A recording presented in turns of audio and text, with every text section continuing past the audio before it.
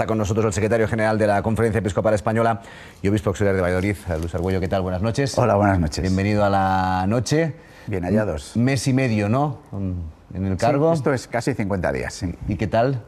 Bien, acostumbrándome a esta vida de tantos vallisoletanos de ir y venir a Madrid utilizando el tren rápido que tenemos. ¿Es más de gestión o más de explicarse el cargo?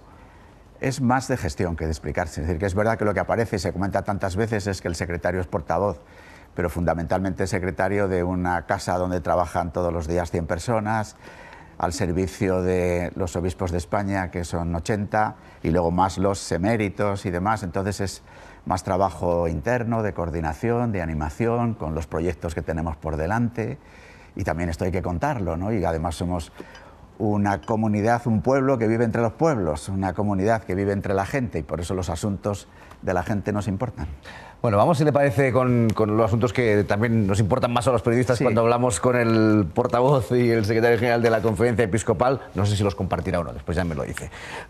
Estábamos escuchando ahora al presidente del Gobierno hablar de la exhumación de Franco. Hace pocos días el prior del Valle de los Caídos dijo que no permitiría el acceso para la exhumación hasta que el proceso no estuviera finalizado. Desde el Gobierno les pidieron a la Conferencia Episcopal que hablaran con él. No sé si lo han hecho, si consideran que tienen que hacerlo. Bueno, yo creo que lo que en estos días se ha comentado es que la pelota está en el campo del Gobierno, de la familia y también de la Iglesia local, es decir, de la Iglesia de Madrid. Yo creo que el asunto es lo suficientemente complejo porque todas las partes tienen derechos, pero seguramente ninguna tiene capacidad de decidir del todo. Es decir, que el Gobierno, igual que un gobierno tomó la decisión de enterrar al general Franco allí en el año 75, que parece que fue más una decisión del propio Gobierno de entonces que de la familia, tiene sin duda derecho a plantear que las cosas puedan ser ahora de otra manera. Pero el propio Gobierno, en el decreto que sacó a finales de agosto, reconoce también el papel de la familia. Yo creo que todas las familias, cuando hablamos de un ser querido muerto, de alguien que está enterrado en un sitio, pues quizás, yo vengo del mundo rural y tenemos como una especial sensibilidad por los difuntos, por los cementerios y demás, pero también la familia tiene que entender que este difunto, el general Franco, tiene una significación que va más allá de lo familiar. Tiene cosas que decir, pero seguramente tenga que aceptar que las cosas puedan ser de otra manera. El prior del Valle de los Caídos tiene una encomienda desde que la comunidad monástica está allí. El lugar es un lugar en este momento consagrado, pero es un lugar del patrimonio del Estado, del patrimonio público. Pero como quiera que se ha producido un conflicto, pues evidentemente parece que van a tener que ser los jueces los que decidan al final. A mí me consta que por parte de quien le corresponde, que en el caso de la Iglesia es la Iglesia local de Madrid, pues se ha escuchado a todas las partes, se ha mediado, se han hecho propuestas de posibles salidas, y si el asunto se bloquea y hay que esperar a lo que diga la sentencia de un juez, pues seguramente todas las partes tengan que esperar y acatar esa sentencia. Por supuesto, también el prior del Valle de los Caídos tendrá que acatar la sentencia. ¿Le parece sensata el comentario del prior o...? Bueno, yo creo que el prior, por lo que yo tengo noticias, lo que ha dicho es que espera esta resolución judicial en este momento. Sí. Decía que ha habido algunas propuestas, no sé si nos puede decir alguna en esta mediación, que entiendo que mediación ha habido por parte de la Iglesia. Yo creo que es mejor, en un caso que, como acabo de reconocer, es complicado, no decir cosas que puedan ayudar a complicar más la situación, sino al contrario, tener la esperanza de que pueda resolverse una situación en la que seguramente la gestión de este asunto se ha llevado de manera un tanto imprudente, ¿no? Porque quizás de haberse planteado las cosas antes de salir su propio decreto, haber tratado de llevar el asunto, porque incluso pareciera que cuando sale el decreto el propio Gobierno no sabía que la familia Franco tenía una posibilidad de enterramiento en la cripta de la Almudena, ¿no? Con lo cual ha tenido que provocar otras medidas, otras situaciones, ¿no? Seguramente podrían haberse encauzado las cosas de una manera más discreta, como seguramente un asunto como este merece. Como ya no ha sido así, seguramente también las partes se encastillan en sus respectivas posiciones y sea necesaria, más allá de la mediación, que en el caso eclesial se ha intentado, pues esperar a la resolución judicial. ¿Usted vería al dictador Franco en la cripta de la Almudena? ¿Le parecería un lugar sensato? Seguro, no me parece el lugar más adecuado. Reconozco que la familia tiene un derecho, pero quizás en el Valle de los Caídos ha estado todo este tiempo. También ha ocurrido que en estas semanas, en estos meses, ha acudido más gente al Valle que en muchas de las décadas anteriores. Es cierto que el Valle de los Caídos, como su propio nombre indica, es para caídos en la guerra, en nuestra terrible y dramática guerra civil, y que el general Franco no es un caído de la guerra, o sea que también se podría plantear así, ¿no? Y quizás todos pudiéramos entenderlo. Para la Iglesia también la situación es complicada, porque a lo largo de estos decenios, sobre todo en los primeros tiempos después de la guerra civil, la Iglesia, yo lo tengo también que reconocer, agradece al general Franco el que se pone fin a una situación en que parte de la Iglesia ha vivido una persecución con una docena de obispos asesinados, con miles de sacerdotes y religiosos y religiosas, y por eso se produce un movimiento, una inercia inicial de un agradecimiento que no descubrió nada nuevo porque está en los propios documentos y en la propia vida de la Iglesia de un régimen nacional católico. Luego la propia Iglesia, no solamente en los años 70, sino en los años 50, finales de los 40 y 50, pone en marcha realidades, movimientos, estoy pensando ahora realidades del movimiento obrero, en el que se plantean situaciones críticas con el régimen del general Franco. Incluso después del Concilio Vaticano II, un régimen nacional católico supone una incomodidad a una Iglesia que ha declarado de forma solemne en un concilio lo que significa la libertad religiosa. Por eso también para la Iglesia la situación supone una incomodidad, ¿no? Como estoy seguro de que para la propia familia, por razones obvias, para el gobierno, para el que ha querido plantear, incluso en el ámbito político español han pasado ya unos cuantos años, estamos hablando de haber pasado 40 años. En esta transición se vive también la transición con un espíritu en el que hay una ley de amnistía antes de la propia Constitución, tratando de propiciar un ambiente de reconciliación entre los españoles, ¿no? Es lo que nosotros quisiéramos decir. Al margen de la exhumación de Franco, me gustaría preguntarle también por otra cuestión de relación con el gobierno. Se está avanzando ya en la reforma de la LOMCE, en este caso la asignatura de religión perderá cierto estatus respecto a la que tenía en estos momentos, no servirá para conseguir becas, no tendrá una asignatura alternativa. Es más, se potenciará una asignatura de ética, de valores cívicos. ¿Cómo ven ustedes estos cambios en la asignatura, en el estatus de la asignatura de religión? Y así se lo dijimos. ¿Y si lo han comentado ya? Sí, a eso me quería referir. La conversación que nosotros tuvimos con la ministra y luego en una documentación que hemos enviado, queriendo colaborar como unos ciudadanos especialmente interesados por la presencia que la Iglesia tiene en el ámbito educativo, es una preocupación general por el sistema educativo español. O sea, es verdad que luego, en lo concreto de la ley, a nosotros se nos pregunta especialmente siempre por la clase de religión, por la escuela concertada, pero a mí me preocupa la escuela pública. El 70% de los españoles van a la escuela pública de gestión estatal, otros van a la escuela pública porque yo considero también que la educación concertada es un ámbito público donde nos sometemos a unas reglas del juego, que es la propuesta educativa que hay en España, las leyes de cada momento, pero que se gestiona desde la iniciativa social. A nosotros nos preocupa toda la educación.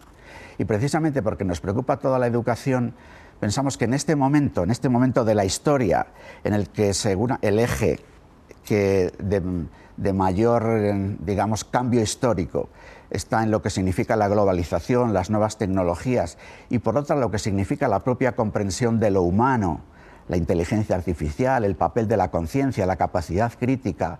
Una propuesta de educación integral nos parece fundamentalísima, y pensamos que en la propuesta de educación integral la dimensión trascendente, la dimensión espiritual, el pensar en la interioridad, el pensar en el sentido de la existencia, es una aportación sin duda importante. Por eso defendemos que haya la enseñanza religiosa en la escuela, igual que defendemos que exista una educación moral.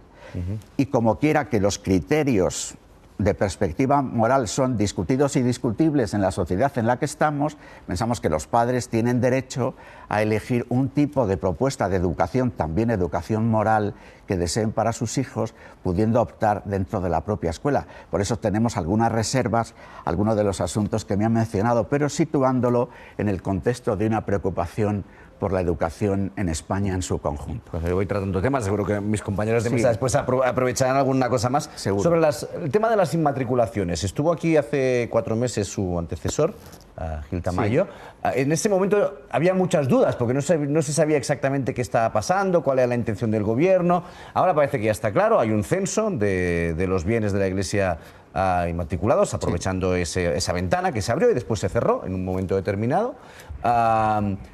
¿Están ustedes negociando con el gobierno?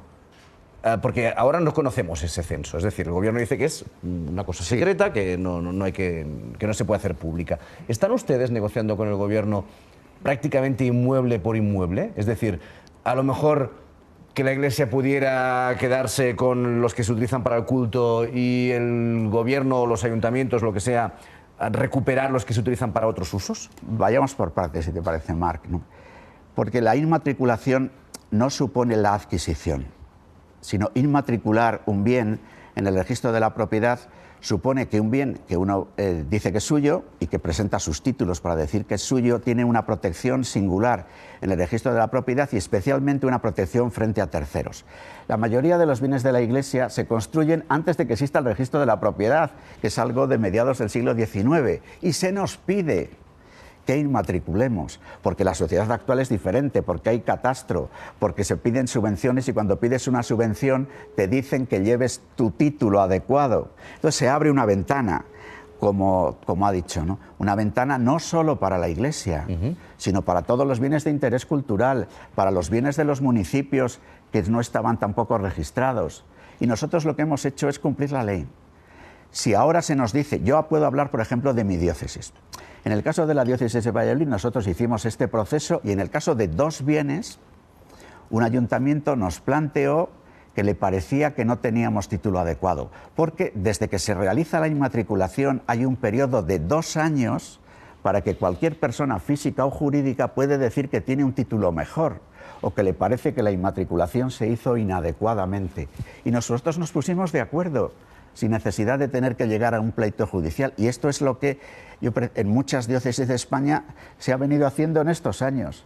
Dialogar caso por caso, a veces con un municipio, sobre todo en los Pero en este momento, ahora con este censo ya hecho, ¿en qué fase estamos? ¿Están ustedes hablando con el gobierno, revisando ese censo? En este momento nosotros lo que planteamos al gobierno es la posibilidad de tener un diálogo si se nos plantea supuestos inmuebles en los que parezca que se han hecho inadecuadamente, pero digo que el procedimiento para hacer esto estaba tasado. Es que desde la inmatriculación había 2 años. Si han pasado ya los 2 años y se nos ha planteado, esa cuestión, por decirlo así, ha quedado consolidada. Pero con todo, incluso en las cuestiones que están consolidadas, nosotros, cómo no, estamos dispuestos a clarificar las cosas. Pero para clarificar, yo creo que lo que a nosotros nos resulta intolerable es que se diga que por 30 euros, que es la tasa de inmatriculación, la Iglesia ha comprado o se ha apropiado de un inmueble. Esto no es así. La inmatriculación no da derecho de propiedad, reconoce que existía antes y supone una protección frente a terceros y de terceros, pero no es la adquisición del bien que ya se tenía antes, que se demuestra con un título o con el paso del tiempo. Y en todo caso, siempre hay 2 años para decir que las cosas podrían haber sido o son de otra manera. No hemos adquirido bienes ahora. Se trata de bienes que la Iglesia ha utilizado. Y la Iglesia es el pueblo de Dios en cada sitio. En mi pueblo, que vivimos 30 habitantes, o 40 ahora en invierno y 200 en verano, que es un pequeño pueblo de la Tierra de Campos, hay una iglesia y una ermita, que el pueblo las considera suyas, y siendo suyas lo son porque son de la Iglesia, y siendo de la Iglesia son del pueblo, y están construidas ambas realidades desde hace siglos, antes de que existiera el registro. Una última cosa, los próximos, del 21 al 24 de febrero, el Papa ha convocado una reunión en el Vaticano con los presidentes de las conferencias episcopales para que expongan propuestas en la lucha contra la pederastia y los abusos. Aquí en España se ha constituido una comisión antipederastia, por decirlo de una manera, ¿no? ¿Cuáles van a ser 2, 3, las más destacadas? Porque no tenemos mucho tiempo. Sé que hay muchas cosas, pero las 2, 3 propuestas con las que la Iglesia española pretende ir a este encuentro en el que van todas las iglesias del mundo, Sí. contra esta lacra, y no sé si lo puede considerar un problema la Iglesia. Sí, cómo no. Lo considera un problema suyo y un problema de la sociedad. Y precisamente porque es un problema de la sociedad, la Iglesia desea reconocer su propio problema, purificarse del propio problema, abordarle, reconocerle y mirar hacia adelante a la hora de todo lo que pueda ser prevención y formación de personas para poder también en medio de nuestra sociedad, al lado de otros hombres y mujeres que se quieren plantear esta lucha, poderlo abordar. Lo que nosotros nos planteamos en este camino es primero un reconocimiento de las situaciones que muchas de las que han aparecido, de las que nosotros podemos conocer, tienen una historia larga, pero la Iglesia, a diferencia del derecho civil, no reconoce la prescripción de estos delitos, por eso podemos abordarles. Incluso el propio Gobierno acaba de aprobar una normativa en el último Consejo de Ministros del año pasado, cambiando la prescripción, en este sentido, un poco en la línea de lo que ya el propio derecho de la Iglesia tenía. Pero a nosotros lo que nos preocupa, sobre todo mirando hacia adelante, es todo lo que tenga que ver con la prevención, con la formación, y por eso plantearnos cuáles pueden ser las causas sociales, familiares, también eclesiales, ¿no?, de este problema, y abordarlo así. Bueno, nos va a dar tiempo para un par de preguntas. Sé que seguramente todos tenéis. No sé, se me hace difícil. Raquel, por ejemplo. Señor Argüello, le quería hacer dos preguntas muy breves sobre el tema de Franco, ¿no? Por una parte, el cardenal Osoro fue muy claro diciendo que la Iglesia estaría con el Gobierno, que es una autoridad suficiente en un Estado como para cumplir un decreto ley, ¿no? ¿Qué ha pasado desde que el cardenal Osoro hizo esas manifestaciones ahora que la Iglesia dice que ya no es el Gobierno la autoridad a la que va a obedecer, sino que va a ser a la justicia? Y en el caso del Supremo, que es quien va a decidir, me gustaría saber si ustedes, si las medidas cautelares van a dar paso a la exhumación en caso de que el Supremo diga que no hay que paralizarlo, o van a esperar una sentencia final. Sobre la primera cuestión, es decir, que el propio decreto del Gobierno establece derecho de la familia. Sí. Y es la familia la que plantea un problema y desde ahí llega a un recurso ante los tribunales. Es decir, que se produce una novedad desde la situación inicial. Y esa novedad ante la situación inicial hace que también la Iglesia, ante esta novedad, tenga en cuenta esta problemática nueva y espere la resolución del problema. Ya el Tribunal Supremo se ha pronunciado diciendo que no suspende la posible ejecución de los hechos en este momento, pero que también pide prudencia al Gobierno a la hora de no actuar con hechos consumados que pudiera dar una situación parecida a la que se ha producido en Navarra, que después de haber exhumado unos restos, entre ellos unos generales de la guerra civil, ahora la sentencia dice que hay que volver a reponer esos restos, con lo cual el problema todavía sería mucho mayor. Sí, yo quería preguntarle, don Luis, ustedes que son tan diplomáticos en la Iglesia en general, ¿qué nos está fallando a la diplomacia de la Iglesia Católica Española para que el Papa no nos visite nunca? El Papa Francisco ni siquiera a todos los países menos a España. Y Argentina tampoco, y es su país. Tampoco, ya. No, pero yo creo que Argentina los viajes del Papa Francisco son extraordinariamente pedagógicos de lo que el Papa Francisco nos está proponiendo. Él habla en su jerga habitualmente de periferias y está también en sus viajes acudiendo y visitando lugares de una singular significación en la actual situación del mundo. Entonces nosotros aceptamos del Papa, aunque deseamos que venga, y le invitamos a que venga. En esto no soy nada diplomático, le digo la verdad de lo que nosotros queremos que el Papa haga, pero también queremos aprender su lección, la lección de la visita a lugares donde las situaciones que viven tantos hombres y mujeres son muy complicados, para que no perdamos la perspectiva de que somos católicos, que somos hermanos, y nos preocupan las situaciones de la gente, no solo de nuestra nación, sino de otros lugares del mundo. En el año 21 es año jacobeo, año santo. A ver si es posible. Vieito lo va a dejar. Vieito, claro, hay que ir a Galicia. Luis Argüello, secretario general de la Conferencia Episcopal Española. Muchísimas gracias por compartir este rato aquí en La Noche en Televisión. Muy bien, gracias. 24 horas. Hasta la próxima. Hasta la próxima.